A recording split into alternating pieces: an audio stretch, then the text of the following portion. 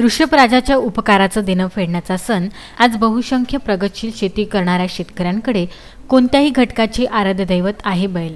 लोकजीवनाचा अविभाज्य घटक असलेला वर्षभर पोशिंदा शेतकऱ्यासोबत राबून जगाला पोचणारा ऋषभराजाच्या उपकाराचं देणं फेडण्याचा पोळा सण मंगळवारी 18 ऑगस्ट रोजी येत असल्याने पोलीस प्रशासनाने कोरोनाच्या पार्श्वभूमीवर सार्वजनिक ठिकाणी बैलपोळा भरवण्यास बंदी घालण्यात आली आहे। त्याबाबतची जनजागृती मोर्शी पोलिसांनी मोर्शी पोलीस स्टेशनच्या हद्दीत असलेल्या अनेक गावात विविध पदाधिकाऱ्यांसह केली आहे। ऋषभराजाच्या उपकाराचं देणं कदापि फेडता येणार नाही, त्याचे अनंत उपकार मानवजातीवर आहेत।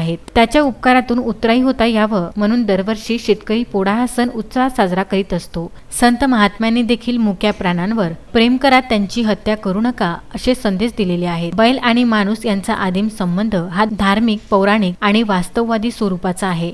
शेतीतून अन्न निर्माण करण्यासाठी हाडाची काढ करणाऱ्या कृषकांना व त्याला समर्थपणे साथ देणाऱ्या ऋषभराजांना आजच्या दिनी विदर्भ न्यूज कडून मानाचा मुजरा। संजय गारपवार, दत्तराज इंगळे, विदर्भ न्यूज मोर्शी।